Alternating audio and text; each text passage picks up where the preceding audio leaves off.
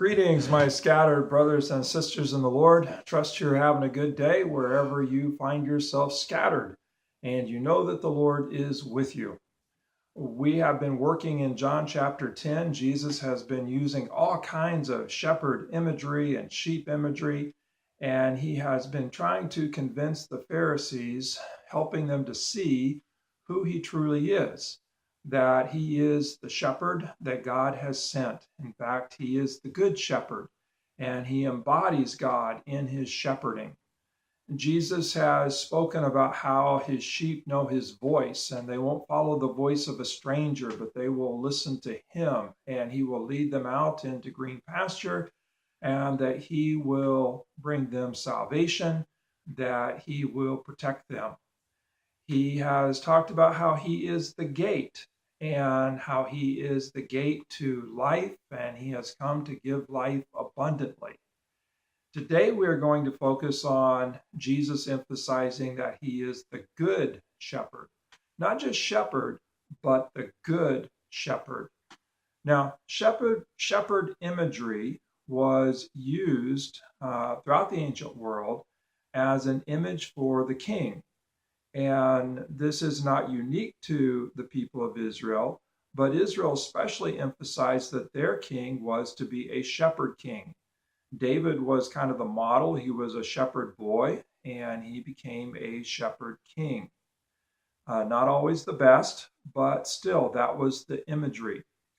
Well, the king after king so abused their power as king, that eventually God sent the people into exile. They were taken captive by Babylon. And while in their Babylonian captivity, the prophet Ezekiel announced that God was announcing, actually through Ezekiel, that God himself was going to come and shepherd his people. And that they had corrupt shepherd after corrupt shepherd, did not govern the people with justice, did not care for the needs of the people. And so God himself announced that God was going to come and shepherd his people. Well, when Jesus says, I am the good shepherd, Jesus is announcing that God has come in him, in Jesus, to shepherd God's people, to regather them and to bless them and to care for them and to bring justice and righteousness and peace to them. Jesus is the good shepherd, not just a shepherd. I want to talk more about this goodness.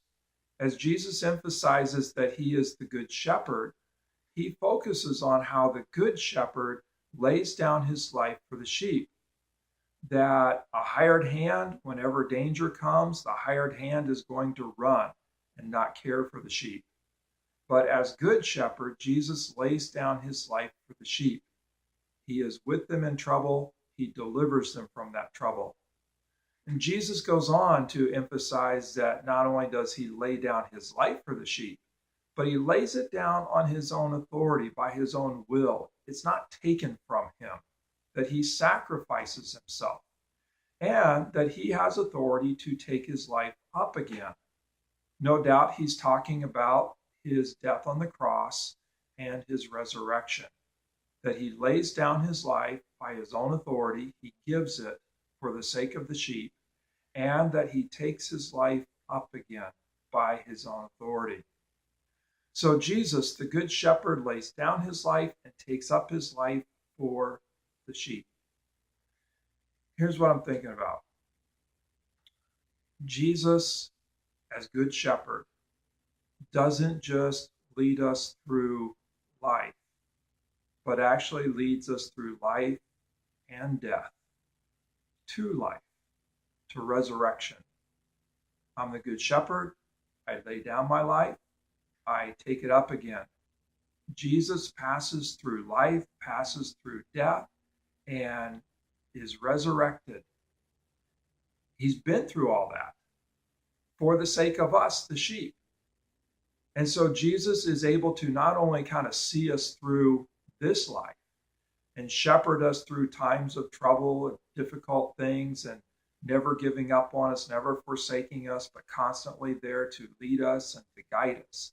that not only does Jesus shepherd us in this life, but he shepherds us through death, through the valley of the shadow of death, right through death itself, and then shepherds us through it to the hope of resurrection, that death will not have the last word, death will not separate us from our good shepherd, that Jesus has made a way right through death into life, into his Father's house, into resurrection. And so we're not really under simply a death sentence in this life, but we have the hope of resurrection. We're under the sentence of resurrection because of our good shepherd, Jesus.